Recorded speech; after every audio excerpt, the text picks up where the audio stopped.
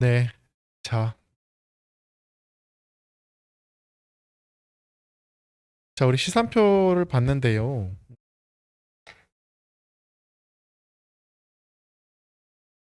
시산표에 대한 얘기를 조금 더 할게요. 자, 우리 시산표를 볼 때, 지금 이게 만약에, 전 모든 분계가 다 들어간 상태, 올해의 모든 분계가 다 끝났어요. 12월 31일까지 모든 분계가 다 들어가고, 최종적으로 만든 시산표라고 한번 가정을 해볼게요. 올해 1월 1일부터 12월 31일까지 들어가야 되는 모든 무게가 다 들어가고 맨 마지막에 막 작성된 시산표라고 한번 해볼게요. 그러면 자, 우리가 계정 과목을 적을 때 현금, 외상매출금, 상품, 외상매입금 이렇게 순서대로 쭉 적었고 현금과 외상매출금, 상품까지가 뭐예요? 자산이죠? 자산이잖아요. 그렇죠? 여기까지 자산이고 외상매입금, 부채, 자본, 수익, 비용이잖아요. 그렇죠? 그러면 자 보세요. 일단 시산표에 지금 요 밑단은 다 같아요. 같은데 일단 여기 현금, 외상매입, 외출금, 상품을 보면 얘가 뭘까요? 그렇죠. 기말 자산의 잔액이에요. 우리 재무상태표 만들 때 12월 31일 시점에 그쵸? 보고기한 종료일 시점에 잔액을 구하잖아요. 잔액이 있잖아요. 그렇죠? 그러니까 재무상태표에 나타나는 현금 잔액은 얼마? 48만 원. 그렇죠? 8만 원. 올해 자본금으로 돈 100만 원 들어오고 상품 팔아가지고 50만 원 현금 들어오고 상품 사는데 70만 원 썼고 외상매입금 갚는데 30만 원 쓰고 보험료 나간 거. 그쵸? 잔액이 얼마? 48만 원, 45만 원. 외상매출금은 잔액 45만 원. 상품은 잔액 창고에 있는 거 55만 원. 이게 뭐예요? 기말 기말 자산 금액이에요. 그쵸? 기말 자산. 맞죠? 기말 자산. 금이 기말 자산이에요. 그다음에 부채는 어디 있어요? 부채. 부채 여기 있죠? 부채 여기. 이거 있죠? 부채. 이거는 뭐다? 기말부채 금액이죠. 기말부채의 잔액이라고 표시를 해. 기말부채의 잔액. 기말부채, 기말부채. 잔액. 그리고 볼까요? 밑에 이거? 얘는 뭐예요? 자본이죠? 자본. 자본. 얘는 뭘까요? 기말자본? 아니에요. 얘는 기말자본이 아니에요. 얘는 기말자본이 아니에요. 얘는 기말자산이죠? 기말부채죠. 얘는 기초 자본이에요. 기초. 기초. 기초. 기초. 기초. 왜 그런지는 이따가 제가 보여드릴게요. 기초 자본이에요. 이상하다. 얘는 기말 자산이고 기말 부채인데 얘는 왜 기초일까?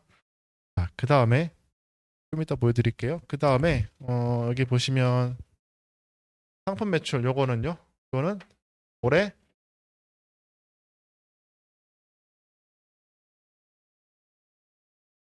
얘는 올해 총 수익이에요. 총 수익. 그리고 이거는 얼마예요? 77만 원이죠? 77만 원은 뭐예요? 총 비용이에요. 올해 총 비용.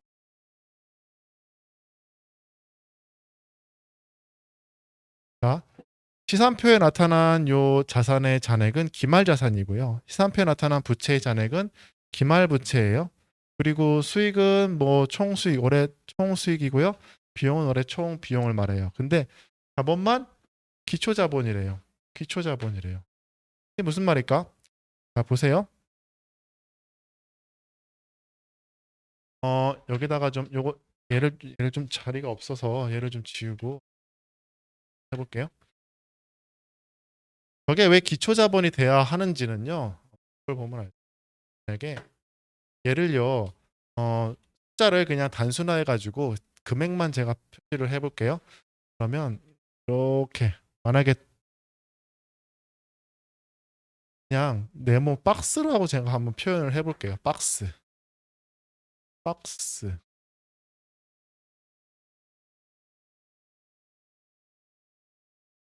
박스는 왼쪽과 오른쪽 크기가 같죠? 지금 그렇죠? 지금 차변의 금액은 얼마예요? 걔는 이건 225만 원이고요. 그쵸? 대변도 이 전체 크기가 225만 원이에요. 그쵸? 그 중에서 자산, 자산, 자산은 기말 자산이죠? 자산은 크기가 얼마예요? 총 합계가 148만 원이네요. 그쵸? 이거 3개 더하면 148만 원이에요. 그리고 요거 더하면 77만 원이죠. 요거는 자산 잔액이고 요거는 비용 총 비용이에요. 그다음에 차변에 있는 건 뭘까? 우리 앞에서 구성 요소 그 거래 판례서 할 때 차변은 자산과 비용으로 구성되어 있고 대변은 부채, 자본, 수익이잖아요. 그렇죠? 그거 그대로 지금 들어간 거예요. 기말 부채는 얼마예요? 30이죠? 그다음에 기말 자산은요? 여기 이거는 기초 자본은 100. 그다음에 총 수익은 총 수익은 얼마예요? 95만 원. 그래가지고 이거 얼마예요, 중? 225, 225. 이런 모양이 되어 있는 거잖아요, 지금. 그쵸? 그러니까 얘를 그냥, 요거를 그냥 숫자만 이렇게 옮긴 거예요. 그쵸? 그러면 이제 약간 좀 모양이 보이죠? 그러면 어차피 기말 자산과 총 비용이랑 기말 부채, 기초 자본, 총 수익은 금액이 같다라는 걸 지금 알았어요. 왜 이렇게 되냐면요. 자, 보세요. 이게 총 수익이에요. 올해 벌어들인 돈. 그쵸? 95만 원. 올해 쓴 돈은 얼마예요? 올해 쓴 돈 총 비용 77만 원. 그쵸? 수익과 비용이잖아요. 그럼 95만 원을 벌었고 77만 원을 썼어요. 벌어들인 순이익은 얼마예요? 순이익은 얼마예요? 18만 원이죠? 올해 총 벌어들인 게 95만 원. 지금 요거 벌었잖아요. 95만 원. 그리고 총 쓴 거는 75만 원과 2만 원 해서 77만 원이잖아요. 그럼 95만 원을 벌고 77만 원 썼으니까 그 딱 차야겠죠. 여기 똑똑똑똑똑똑 끊어지는 거고. 이게 얼마예요? 18만 원이죠? 이게 18만 원이라고요. 18만 원. 이게 순이익이에요, 순이익. 순이익이 18만 원이에요. 그러면 이게 기말 자산이라고 그랬고, 그렇죠? 이게 기말 부채라고 했어요. 기초의 자본은 어떻게 시작했어요? 기초 자본? 기초 자본 100만 원이죠. 이게 기초 자본이 돼야지 재무 상태표를 우리가 만들면 자산 이게 가지고 우리가 재무 상태표 만든다 그러면 자산은 부채 더하기 자본 이렇게 돼야 되는 거잖아요. 그래야지 이게 맞잖아. 그럼 여기서 뭘 할 수 있어요? 뭘 할 수 있어요? 기말 자본은요. 기말 자본, 기초 자본은 어떻게 시작했어요? 기초 자본. 기초 자본은 여기 100만 원으로 시작했잖아요. 그렇죠?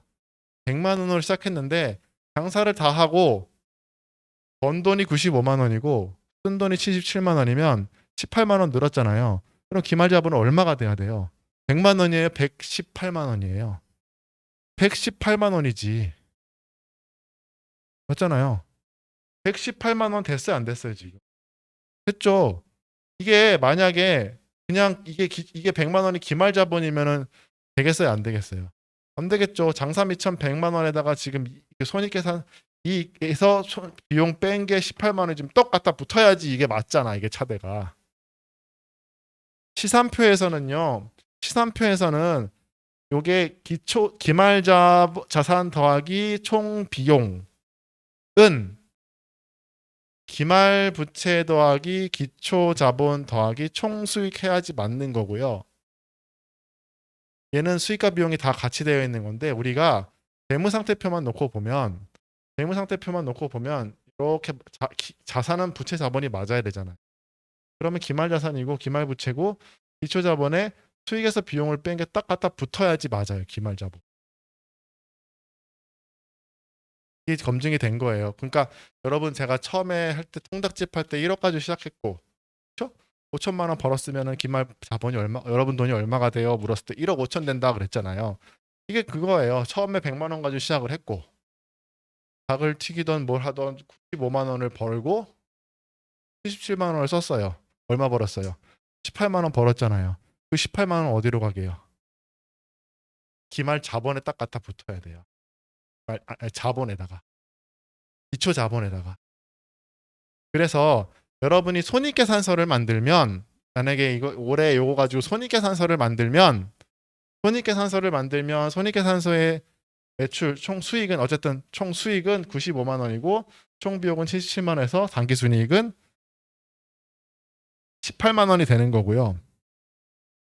재무상태표를 만들면 기말자산은 이렇게 요 세 개가 나오는 거. 기말부채는 30만 원 나오고 자본은 100만 원에다가 이 18만 원이 떡 갖다 붙은 118만 원이 나와야지 대차가 맞는 거예요. 118만 원.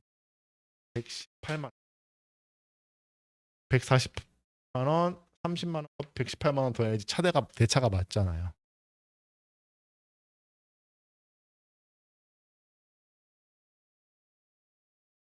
그러니까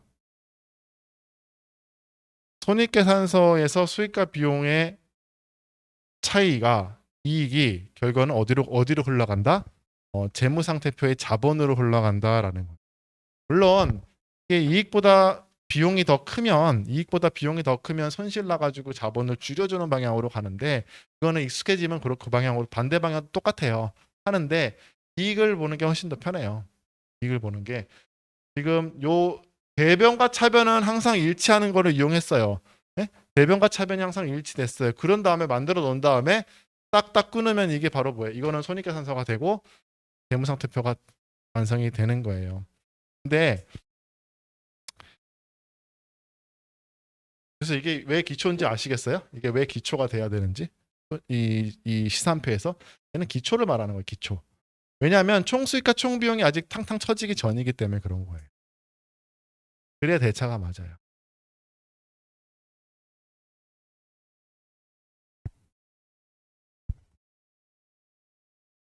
그래서 우리 여기까지 일단 정리하고 한번 볼까요? 책에 우리 있는 내용을 여기까지 정리하고 나가 볼까요? 우리 36페이지 보세요. 큰 책의 36페이지.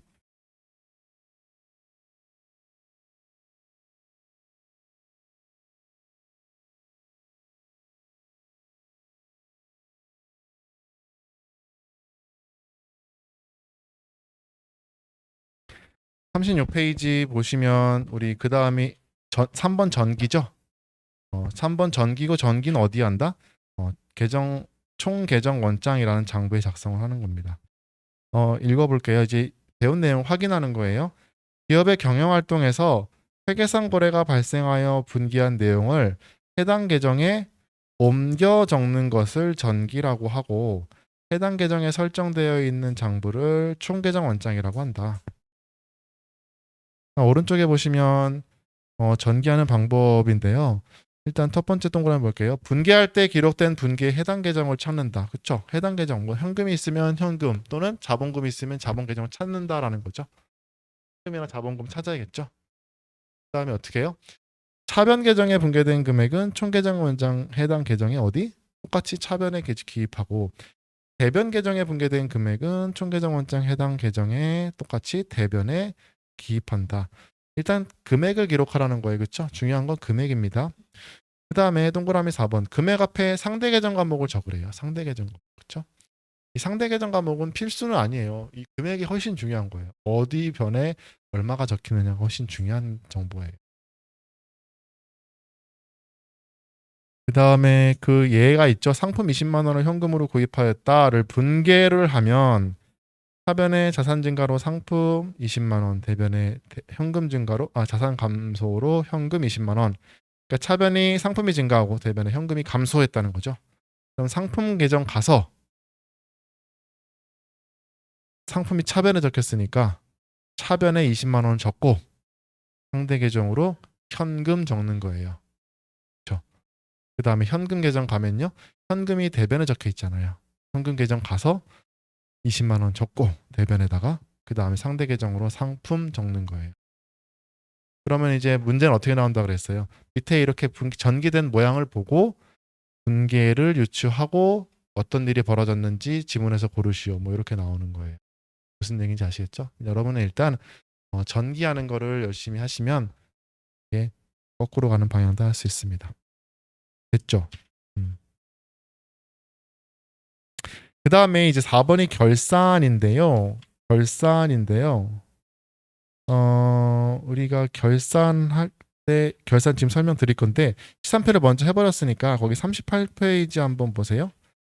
38페이지 보시면 뭐 시산표의 종류 그 맨 위에 시산표의 종류에는 합계 시산표, 잔액 시산표, 합계 잔액 시산표가 있다라고 돼 있고 거기 밑에 시산표 등식을 보세요.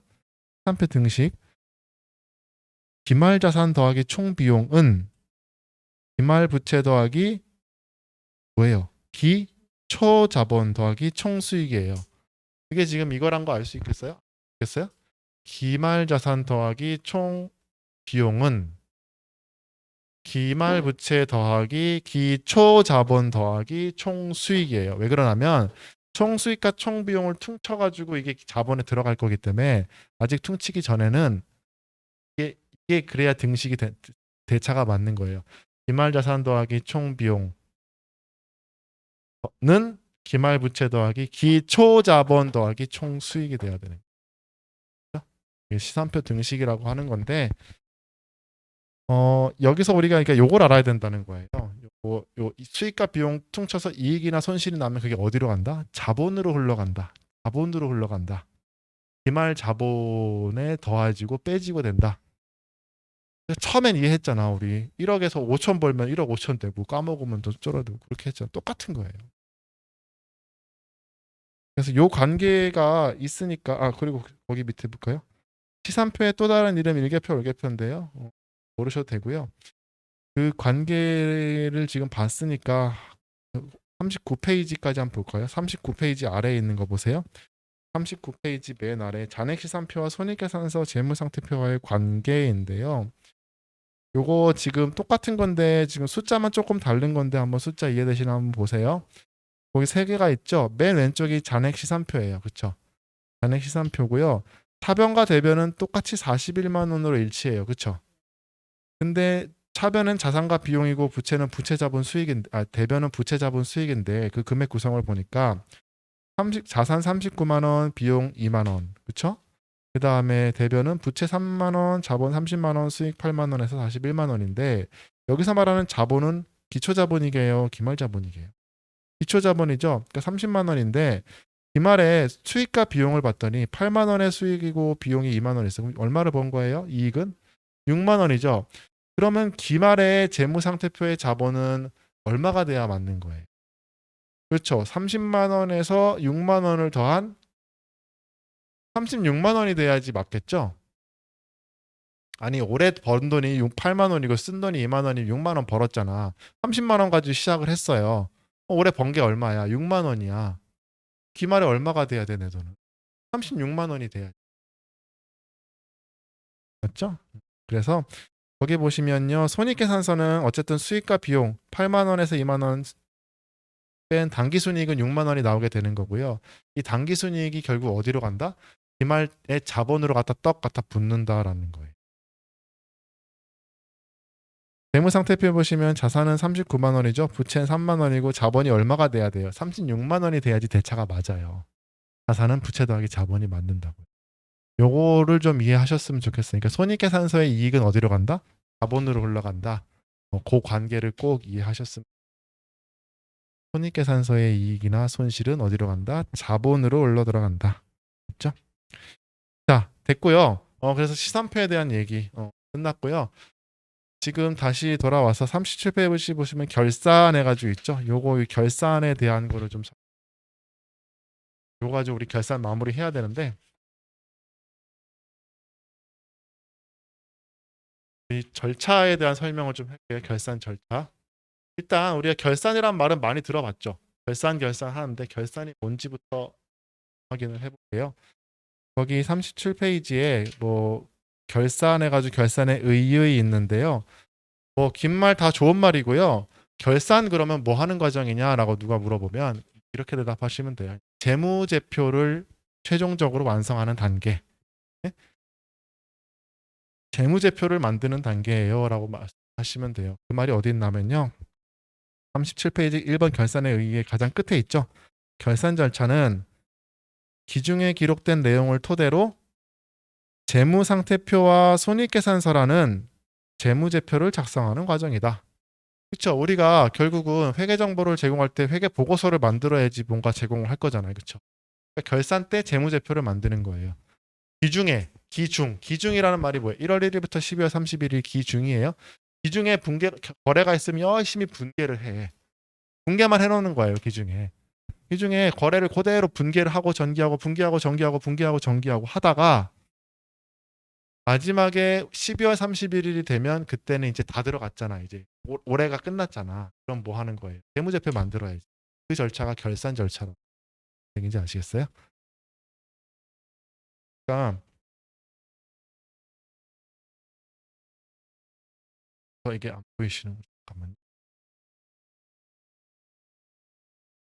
지금 말하자면 어떻게 된 거예요? 여기서부터 여기까지 그쵸? 이건 12월 31일 이게 제가 뭐라 그랬어요? 결산분계라 그랬죠? 결산분계. 여기서부터 여기까지가 1월 1일부터 12월 31일까지 분계를 한 거예요. 그쵸? 분계하고 전기하고 분계하고 전기하고 그리고 결산 절차에 들어갔는데 저는 지금 그냥 결산까지 쭉 한 걸로 가정해서 얘기했는데 정확한 순서를 이제 말씀드릴게요.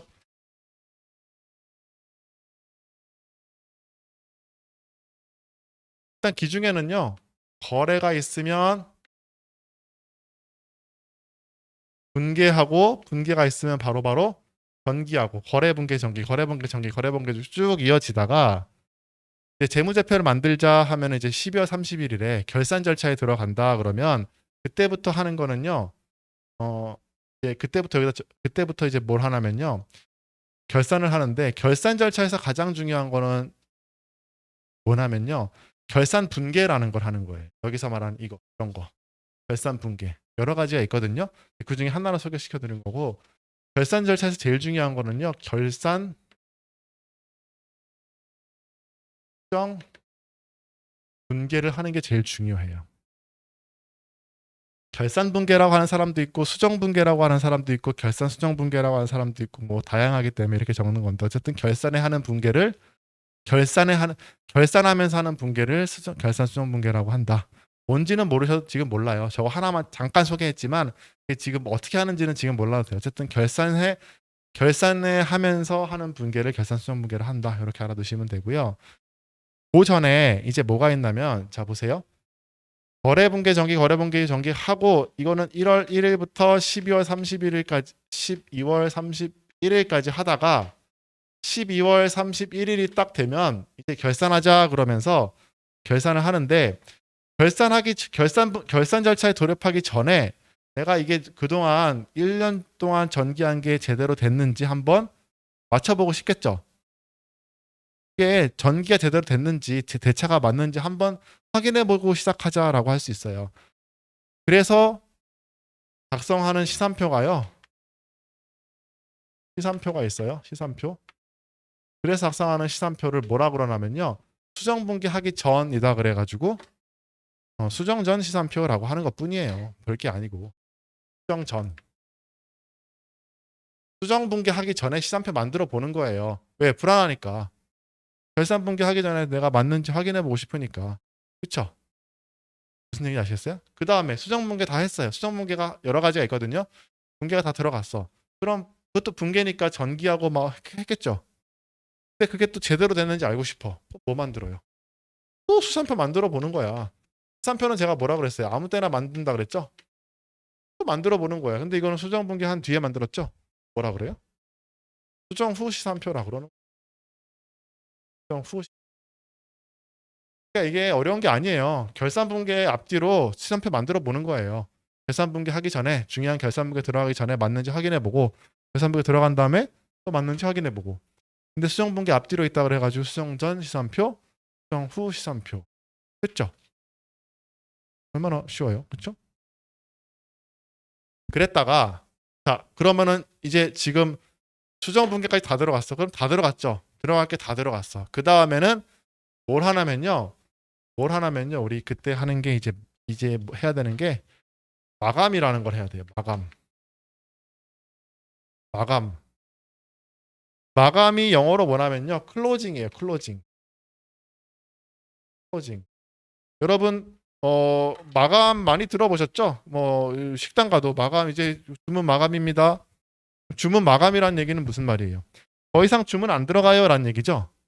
더 이상 주문 못 들어가요. 이제 오늘 끝났어요. 주방장님 이제 퇴근해야 돼요. 뭐 이런 얘기잖아요. 그렇죠? 끝났어요라는 얘기죠. 똑같아요. 회계도 마감한다는 거는요. 더 이상 들어갈 붕괴가 있으면 안 된다라는 거예요. 어? 더 이상 들어가면 들어갈 붕괴가 없이 클로즈 닫는다라는 얘기예요. 장부 닫는다라는 얘기예요. 다 들어갔고 끝났어요. 장부 더 이상 아무것도 못 넣게 딱 맞겠어요라는 얘기예요. 똑같아요. 의미가 마감. 붕괴 다 넣고 더 이상 고칠 게 없어요. 마감하는 거예요. 숫자가 확정되겠죠. 그렇죠? 마감됐으니까 숫자가 이제 더 이상 움직이지 않는다고요. 붕괴가 안 들어가니까. 그렇죠? 마감됐죠. 마감시키고 그다음 뭐 하는 거예요, 이제? 우리가 마감 결산 이게 결산 절차인데 결산 절차 최종 목표가 뭐예요? 세무제표 작성하는 걸 했잖아요. 그다음 뭐 하면 돼요? 세무제표 작성만 하면 되는 거예요. 이게 절차가 뭐 어려운 게 아니에요. 생각해 보면은 여기 결산 절차거든요. 결산 절차에서 제일 중요한 거 뭐다? 제일 중요한 거 뭐다? 결산 수정 분계를 하는 거다. 그렇죠? 요건 우리가 수업 시간에 배울 거고, 요 수업 시간에 요 수정 분계 앞뒤로 시산표 한번 만들어 볼 수 있다. 그렇죠? 수정 전 시산표, 수정 분계 후에 만드는 게 수정 후 시산표.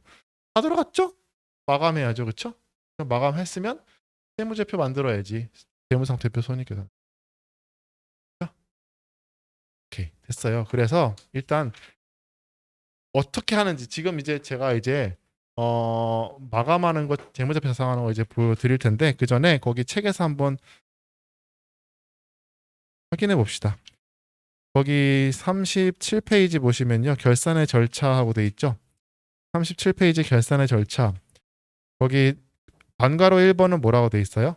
수정 전 시산표 작성돼 있죠. 한 장 넘겨보세요. 반가로 2번 뭐라고 돼 있어요? 기말 결산 사항에 대한 수정 분계라고 돼 있죠. 기말 결산 사항에 대한 수정 분계. 그러니까 수정 분계라는 거예요. 결산 분계. 3번은 뭐예요? 수정 후 시산표 작성이라 돼 있죠. 수정 후 시산표. 네 번째는 뭐예요? 손익계산서의 장부 마감. 5번째 재무상태표 계정의 장부 마감. 그러니까 장부 마감이에요. 둘 다. 그 다음에 6번이 손익계산서와 재무상태표 작성, 즉 재무제표 작성을 말하는 거예요. 그렇죠? 순서는 이제 좀 이해되셨죠? 순서 2급에서는 많이 나오지만 1급에서 여기까지 이런 문제가 나오진 않지만 그래도 기본적인 내용이니까 알아두세요. 결산 절차예요. 자, 그 다음에 그러면 지금 우리가 이제 보시면요. 어떻게 한 거냐면요. 여기 보시면 분계를 했죠. 전기했죠. 분계했죠. 전개했죠. 분계했죠. 전개했죠. 언제까지? 12월 기중에 있는 거 다 했죠. 그 다음에 사실 여기까지 하고 시산표를 만들면 뭐가 돼요? 8번 분계, 7번 분계까지 하고 7번 분계까지 하고 시산표 만들면 걔가 뭐가 되는 거예요? 그렇죠. 수정 전 시산표가 되는 거예요. 그렇죠? 그 다음에 8번 분계는 뭐예요? 결산 분계. 그렇죠? 결산 분계. 그 다음에 또 시산표를 만들었어. 그러면 뭐가 되는 거예요? 수정 후 시산표가 되는 거예요. 지금 만든 거 요거는 그럼 결과적으로 뭐가 되겠어요? 수정 후 시산표라고 보면 돼요. 왜냐하면 결산부에 들어간 다음에 만들었잖아. 그렇죠? 그러니까 7번까지 하고 시산표를 만들었으면 이거랑 금액이 좀 달라지겠죠. 이게 뭐가 없겠어? 매출원가가 상품이 좀 다르겠죠. 근데 이거는 8번까지 들어갔으니까 수정 후 시산표라고 보시면 돼요. 그러니까 그냥 결산에 들어간 거예요 지금. 그렇죠? 그럼 수정 후 시산표까지 됐죠 지금.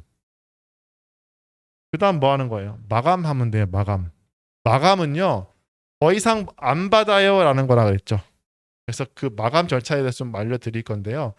이 마감에 대해서 좀 정리를 하면요. 이렇게 알고 계시면 돼요. 편하게. 이 마감은요. 잔액을 0으로 잔액을 0으로 만든다라고 생각을 하시면 될 것 같아요.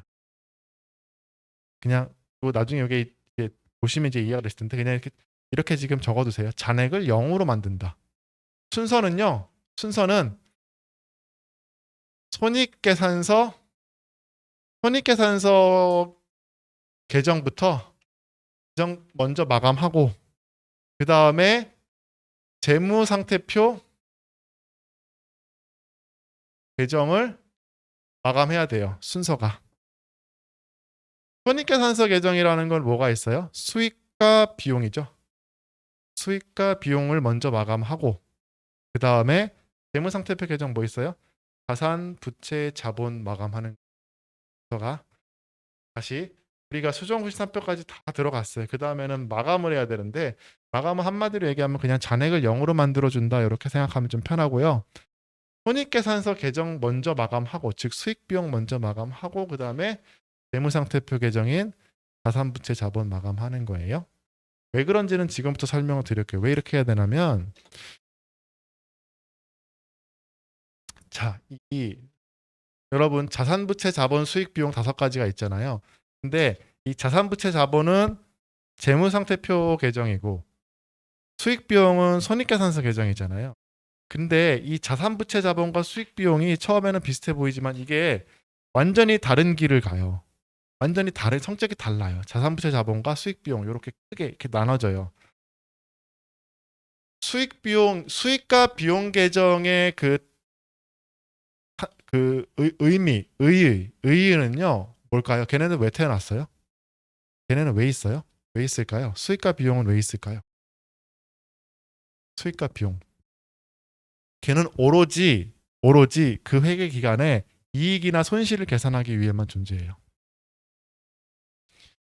수익과 비용은요 그 회계 기간에 이익 또는 이익이 났냐 손실이 났냐 계산하기 위해서만 존재해요. 다른 말로 그 다음 해가 되면 사라져요. 0부터 다시 시작해요. 수익과 비용은 그 회계 기간이 지나면요 다시 0부터 시작해요. 반면에 재무상태표 계정은요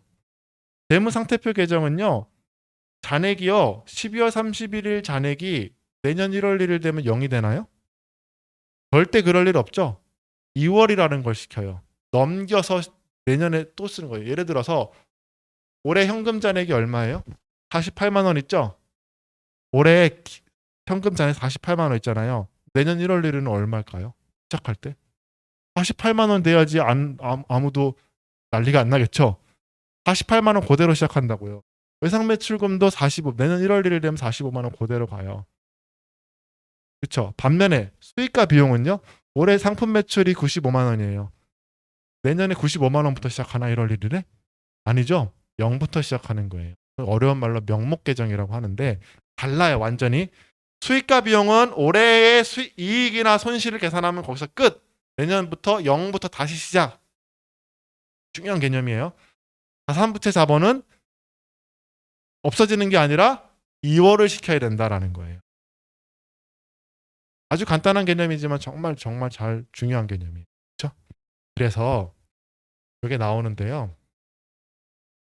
여기서 말하는 딱 지금 같이 있지만 같이 막 섞여 있지만 얘는 수익, 비용이죠. 얘네들이 가는 길하고 자산부채 자본이 가는 길하고 완전히 달라요. 얘네들은 올해의 이익과 손실을 계산하면 내년에는 그냥 0부터 다시 깨끗하게 시작하면 돼. 깨끗하게 0부터. 반면에 자산부채 자본은 2월 시켜야 돼요. 그런 차이가 있어요. 마감할 때 주의할 거예요. 그렇죠? 보면은 지우고 좀 보여드릴게요. 이거 오늘 다 못할 것 같은데 하는 데까지 하고 내일 마감은 잔액을 0으로 만든다 그랬죠? 잔액을 0으로 만드는데 일단 수익비용 계정부터 볼까요? 우리가 오늘 수익비용까지만 딱 얘는 뭐예요? 수익이죠? 수익 비용은 어디 있어요? 비용 계정 뭐가랑 보험료 이렇게 비용 계정이 있네요. 그렇죠?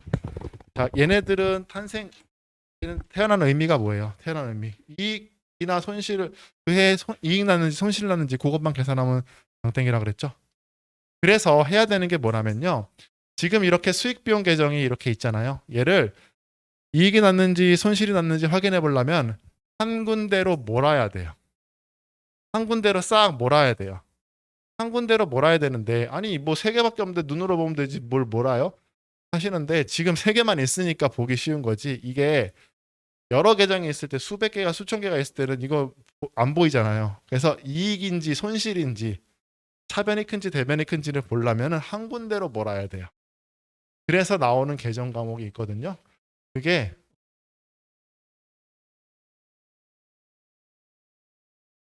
손익 또는 집합 손익 계정이에요. 이거는 결산 때 이거 결산 때만 잠깐 나왔다가 없어져요. 잠깐 나왔다 없어져요. 잠깐 나오는데 그 잠깐 나올 이유는요. 이 수익과 비용을 이쪽으로 다 몰 거예요.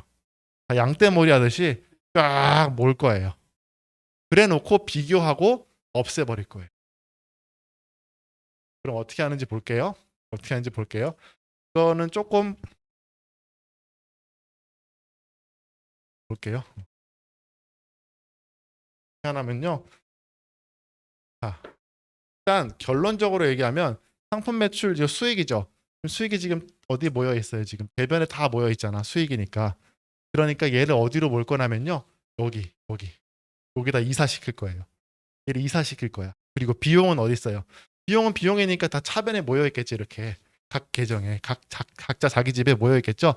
이걸 다 어디로 몰 거냐면요. 어디 몰 것 같아요? 그렇죠. 여기다가 차변에다 다 옮겨 이사시킬 거예요. 그러니까 다시 말해서 얘네들은 마감시키면서 계정을 마감시키면서 잔액을 0으로 만들면서 이쪽으로 다 이사시키고 이주시킬 거예요. 이주. 그 이주하는 방법은요.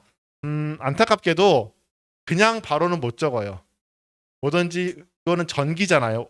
있는 걸 옮겨 적는 거지 그냥 이걸 여기다 적고 싶어도 못 적어요. 분계를 통해서 해야 돼요. 분계를 통해서. 근데 이거를 분계를 보여주면 또 분계에서 헷갈리시는데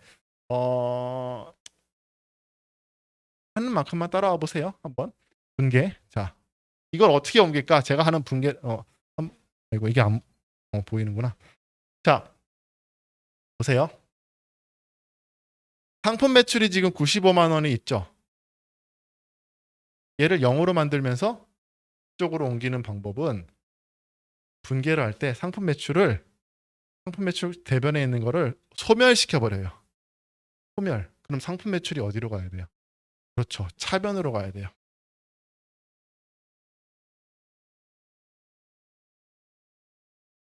상품 매출 이게 수익인데 지금 차변에 나왔어. 얼마? 95만 원. 그리고 어디로 보낸다? 집합손익으로 보내는 거예요. 집합손익.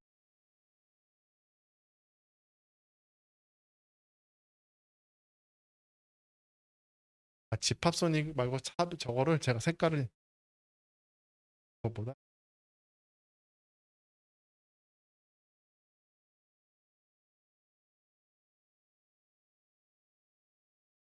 매출 얼마? 95만 원이죠. 없애주면서 얘를 어디로 보내냐면 집합손익으로 95만 원을 만약에 이 분계를 하면 일단 보세요. 그냥 분계를 하면 어떻게 되냐면요. 이거 그대로 전기해 볼게요. 어떻게 돼요? 어떻게 돼요? 상품 매출이 지금 차변에 적혔잖아요.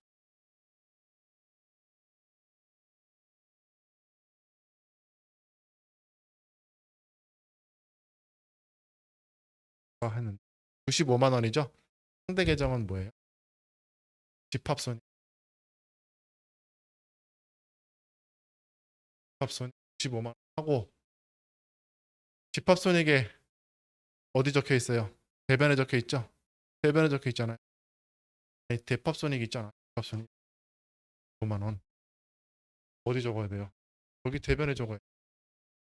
아까 하던 대로 똑같아요. 아까 전기. 그대로 하는 대변은 상대 계정은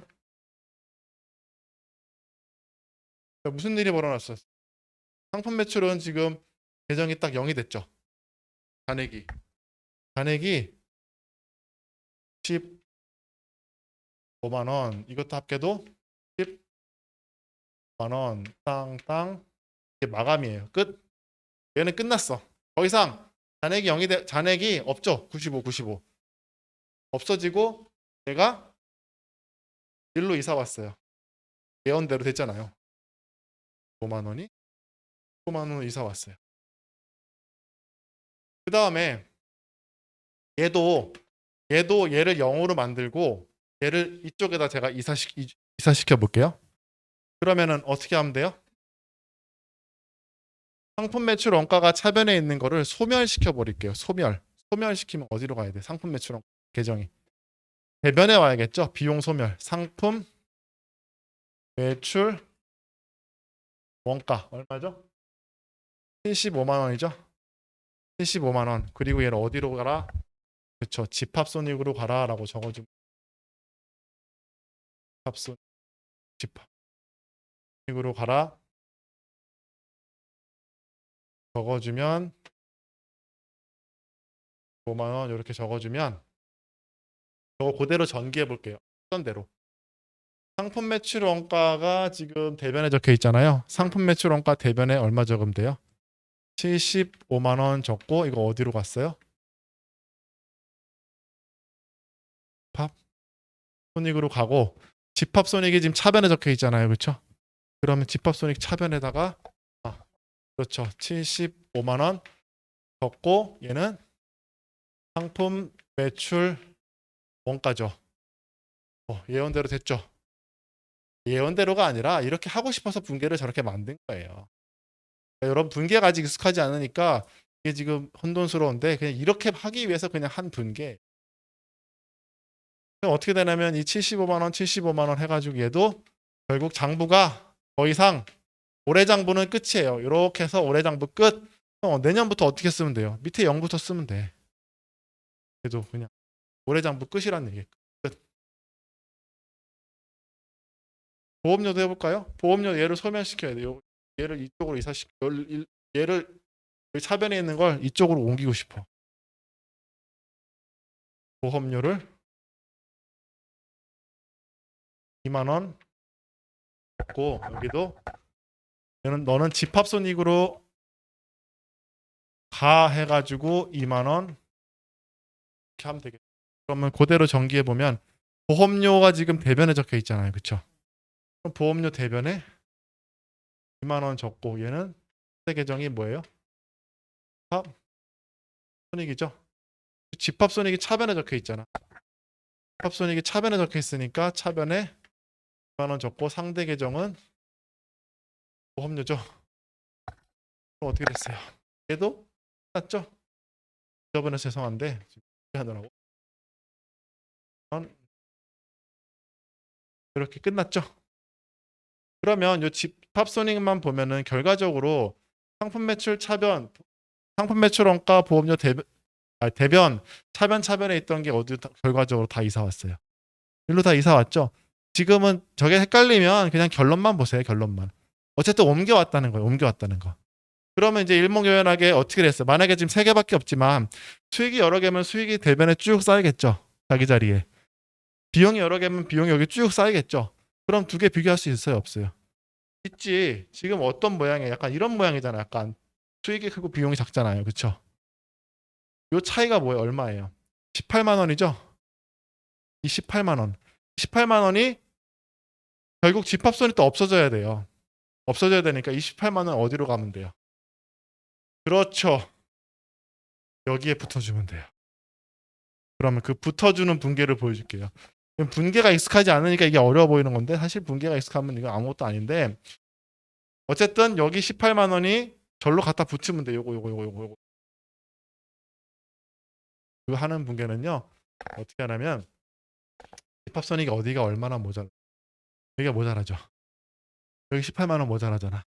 그러면 분계를 할 때 여기다가 집합손익 하변에다가 집합손익 18만 원을 적어주고 얘는 어디로 간다? 그렇죠. 최종 종착역인 어디? 자본금으로 가는. 자본금으로 18만 원을 보내면 이거 전기하면 하변에 집합손익 얼마가 있어요? 8만 원 있죠? 8만 원 있고 얘는 상대 계정이 뭐예요? 자본금이고 자본금이 지금 대변에 적혔잖아요. 자본금 대변에 가서 8만 원 적고 이게 어디서 온 거다? 집합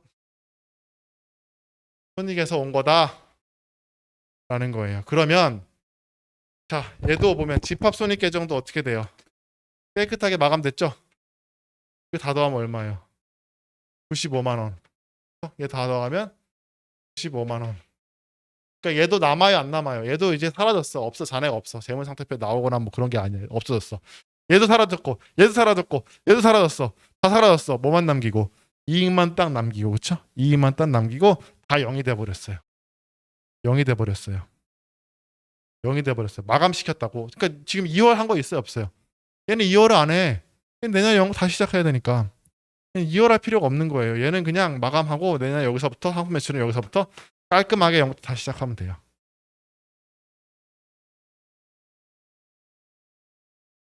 자본금은요 18만 원이 지금 떡 붙었어요. 근데 아까 제 오늘 처음 시작할 때 이건 장사 미천이라 그랬고 이익이랑 좀 구별하자 그랬잖아요. 지금은 구별하지 맙시다. 이게 원래 자본금이 아니라 다른 게 있는데 자본의 다른 계정이 있는 이익잉여금이라는 게 있는데 글로 안 넣고 일단 여기다 넣어볼게요. 그래서 들어갔죠. 그러면 이게 뭐가 돼야 되는 거예요? 기말 자본금이 돼야 되는 거예요. 아까 우리 했죠. 기초 자본은 100만 원이고 95만 원과 77만 원 비교해서 18만 원에 붙어줘야 기말 자본금 된다 그랬잖아요. 그렇죠? 그래서 지금 118만 원 기말 자본금 이렇게 된 거예요. 기말 자본금.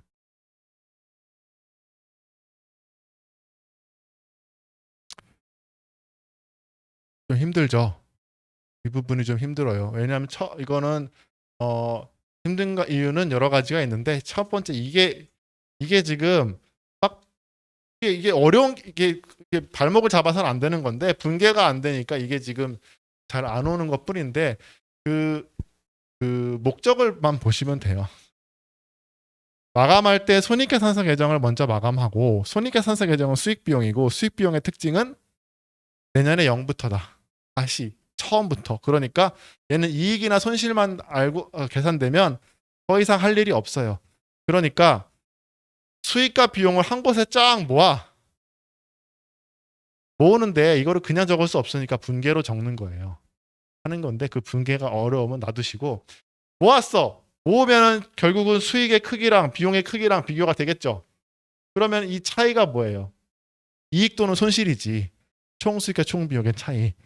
지금 여기 지금 요거만큼 모자라고 요거는 자본금으로 갖다 붙이시면 되는 거예요. 수익보다 비용이 크면 손실이 나고요. 자본금을 줄이는 방향으로 나올 거예요. 줄이는 방향. 지금은 그건 익숙해지면 하시고 지금은 자본을 늘리는 방향으로.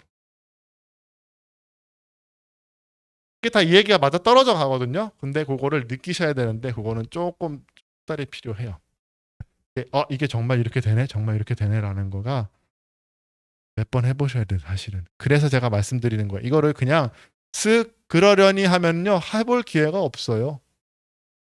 아니 진짜 그냥 감으로만 그렇게 되겠지라고 하는데 이거를 해가지고 몇 번이고 해가지고 안 틀리고 끝까지 해서 맞네 돼가지고 해야지 여러분이 탄탄해진다고요. 처음은 물론 힘들어요.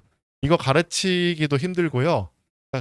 강의하기도 힘들고 강의 안 하는 이유는요. 분위기가 보통 이렇게 돼요. 보통 이렇게 무거워져요. 그러니까 잘 강의를 안 하실 수밖에 없어요. 근데 이걸 안 하고도 할 수 있거든. 왜냐하면 요즘에 이거 누가 해요? 누가 이거 보기 누가 하고 이거 안 해도 어렴풋이 분계하고 전기 정도만 이해하면은 어느 정도까지 가는 데는 아무 문제가 없어요. 회계가. 근데 저는 이걸 해야 된다고 봐요. 지금 아직 그 재무상태표 개정 마감 못했어요. 재무상태표 2월 되는 걸 못 보여드렸는데 내일 다시 할게요. 내일 다시 하는데 이건 해야 돼요. 한 번은 다음에 누가 하라 그러면 여러분 뭐 제가 지금 이 나이에 지금 이 수준에 지금 뭐 1급 하는데 이거 하겠습니까라고 하실 수도 있을 거예요. 왜 그러냐면 이거는 기초할 때 시작하는 거거든요. 나중에 하라 그러면 하지도 않아요. 지금밖에 없어요. 무슨 얘기인지 아시겠죠? 그러니 저를 믿고 저를 좀 믿고 요거는 한 번은 꼭 손으로 해보셔야지 돼요. 그래서 느껴봐야 돼. 아 이게 이렇게 정말 움직이는구나. 아시겠죠? 끝나지가 않아서 조금 더 얘기할게요. 2분 더 얘기해요. 그래서 여러분 그 내일은요 좀 깨끗하게 다시 이제 그러니까 여기서 다시 이제 가면은 여러 가지 설명을 빼고 쭉 하면 조금 더 클리어하게 보이거든요. 내일은 이면 찍고 가지고 오시고요. 다시 이거 계정 저기 마감하는 거 보여드리고, 그러니까 재무상태표 계정 마감하는 거 보여드리고, 여러분 똑같은 금액을 예제를 가지고 여러분이 해보실 거예요. 실제 여러분이 시간 드릴 거예요. 지금 설명 들었잖아요. 여러분이 해보면 또 확실하게 알거든요. 내가 뭘 모르는구나, 뭘 아는구나를. 그리고 제가 다시 설명을 드릴 거예요. 그리고 시간이 허락하면 다른 숫자로 한 번 더 해볼 거예요. 시간이 허락하면. 그리고 수업 나가면 돼요. 그러면 보통 이제 많이 이제 익숙해 하셔요. 아시겠어요? 네. 그리고 이거 집합손이 여기서 또 걸려서 넘어지시는데 괜찮아요. 지금 공개가 아직 익숙하지 않아서 그런 거고요. 지금 요거 좀 지저분하게 적혀 있는데 깔끔하게 적힌 거를 좀 메일로 드리고 싶은데 저한테 이거 그 혹시 받고 싶으신 분은 문자로 저한테 저기 뭐냐 이거 뭐지 제가 옛날에 한 거를 좀 깔끔하게 적은 걸 찍어 놓은 게 있거든요. 진짜 똑같으니까 그거 받으실 분 문자로 저한테 판서 주세요라고 그냥 저기 뭐냐 문자 주세요. 그럼 제가 보내드릴게요. 오늘 중으로. 됐죠? 네. 자 고생하셨고요. 네 여러분도 힘들죠? 저도 힘들어요. 힘내시고 식사 맛있게 하시고 내일 수업에 뵙도록 하겠습니다. 네 수고하셨습니다. 네 수고하셨습니다. 비콘